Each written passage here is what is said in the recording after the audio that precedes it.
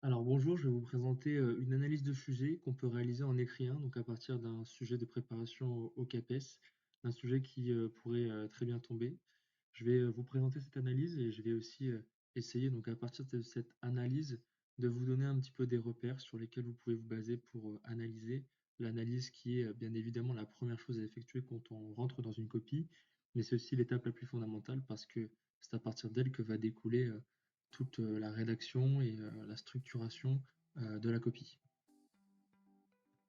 Alors, quelle éducation du corps de l'élève et de la personne depuis 1936? Je vais essayer d'aller assez vite. Le premier conseil que je peux vous donner, ça va être d'abord de séparer les termes les uns par rapport aux autres et d'essayer de mettre des blocs, de faire des blocs par rapport aux termes du sujet. Là, moi, j'en vois trois. D'abord, la partie sur l'éducation, la deuxième partie sur le corps, l'élève et la personne, en considérant bien sûr que ces trois termes sont à séparer et à décliner individuellement. Et enfin, depuis 1936, donc, qui est le premier élément sur lequel je vais commencer. Alors, depuis 1936, ça va être la date à partir de laquelle il va falloir commencer le devoir. Le premier conseil que je peux demander, c'est de ne pas partir d'une date qui serait 1945, 40, 44, mais de bien partir de la date du sujet. Ça peut sembler être un conseil qui va de soi, mais en fait, 1936, quand il n'y a pas de fait socio-historique qui est rattaché directement depuis le sujet, par exemple depuis la Ve République ou que sais-je, un autre élément contextuel, eh bien, le candidat doit, à partir de cette date-là, 1936, la faire fonctionner comme un élément de contexte sur lequel l'argumentation va pouvoir démarrer. Donc en fait, 1936, le candidat doit identifier clairement un fait, ça doit relever d'une position et d'une connaissance aussi des faits socio-historiques à partir duquel le devoir va commencer. Donc ça, c'était un premier point.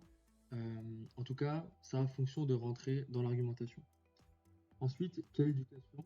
Donc là, dans un premier temps, il s'agit pas forcément d'avancer des définitions d'auteur, dans la mesure où les définitions d'auteur doivent permettre de dégager des pistes de réflexion, doivent permettre de faire fonctionner le sujet. Donc, quelle éducation, sans forcément avoir un auteur? Comment on peut entendre l'éducation? D'abord, sur la forme, on voit que quelle éducation, c'est singulier. On peut se demander si il n'y a pas plusieurs éducations qui peuvent fonctionner en même temps. Donc ça fait écho directement aux différentes scènes de l'EPS. Est-ce que l'éducation du corps de l'élève et de la personne sont les mêmes selon le terrain, donc là où s'exerce l'EPS envers les élèves, selon les visions et les voies pédagogiques par lesquelles les acteurs du monde professionnel et scientifique donnent à voir l'EPS ou projettent l'EPS, et aussi une éducation qui se donne à voir institutionnellement. On peut se demander si cette éducation, elle est linéaire, elle est uniforme. On peut aussi se demander si cette éducation du corps de l'élève et de la personne, c'est la même pour tous. Est-ce que cette éducation s'adresse à tous de la même manière, selon si l'élève est une fille, un garçon, selon le milieu social dont provient l'élève, et aussi selon des caractéristiques morphologiques, car le corps est au cœur ici du sujet. Donc ça, c'est deux points sur lesquels on peut différencier, analyser le sujet. Et enfin, cette éducation, il va falloir l'inscrire dans une visée historique. Donc, est-ce que cette éducation, c'est la même selon les contextes de société? Car en fonction de ces enjeux de société, justement, il va y avoir des visions différentes du corps de l'élève et de la personne. Et donc, ces enjeux qui vont faire office de préoccupation, est-ce que ces préoccupations-là vont poser les mêmes bases de l'éducation du corps de l'élève et de la personne depuis 1936? Ensuite, et toujours sans aller dans une définition d'auteur, on peut très bien réfléchir sur quels éléments peuvent se baser cette éducation-là.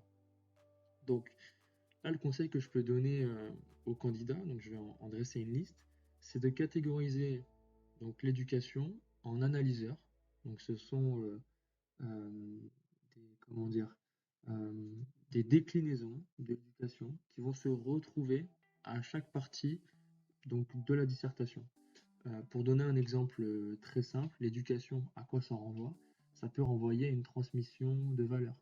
Ça renvoie à une interaction entre un enseignant et un élève, à une relation, qui pose question de la place mutuelle de l'un par rapport à l'autre, de la marge de liberté qui est laissée aux élèves, aux interactions entre élèves également, mais aussi de la manière dont on considère l'élève. Tout ça, on peut le retrouver dans l'éducation.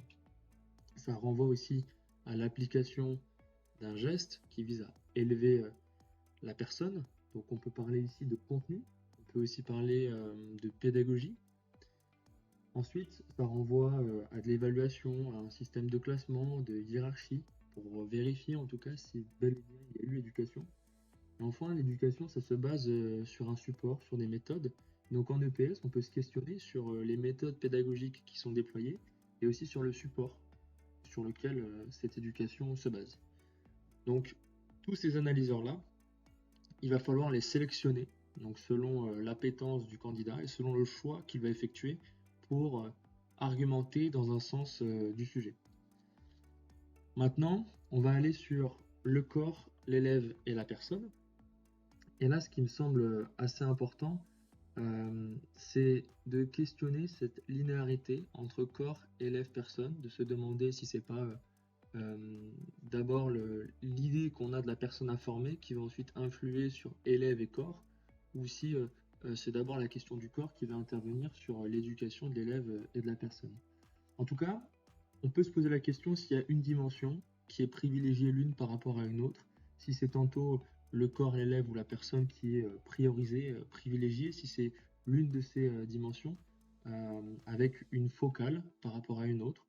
On peut se demander par exemple, donc à l'échelle de l'histoire de l'EPS, si c'est plutôt l'éducation du corps qui est au centre, au sens premier du terme.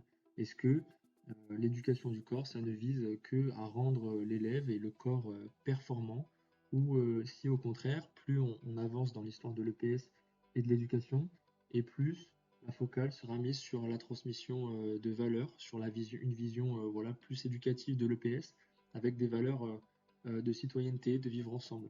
Donc, en fonction de la définition et de l'appréhension de ce qu'on met derrière l'éducation du corps et de la personne, on peut repérer peut-être des tendances qui peuvent se donner à voir au fil de l'histoire de l'EPS. En tout cas, le corps est au centre de l'éducation de cette discipline scolaire. C'est une éducation du corps, et c'est par le corps peut être vu comme un réceptacle, qu'il peut y avoir aussi éducation de valeurs. Donc, moi, le conseil que je peux donner par rapport à ce sujet-là, c'est de placer le corps au centre de l'argumentation, en positionnant le corps comme premier dans cette éducation de l'élève et de la personne ensuite. On peut aussi insister et glisser un auteur comme Pierre Arnaud, où la spécificité du corps de l'EPS est vraiment au centre de la discipline, et c'est ce qui fonde sa singularité et sa différence par rapport aux autres disciplines scolaires. Interroger la linéarité, donc là j'ai pu émettre un positionnement, mais ce positionnement aurait pu être différent.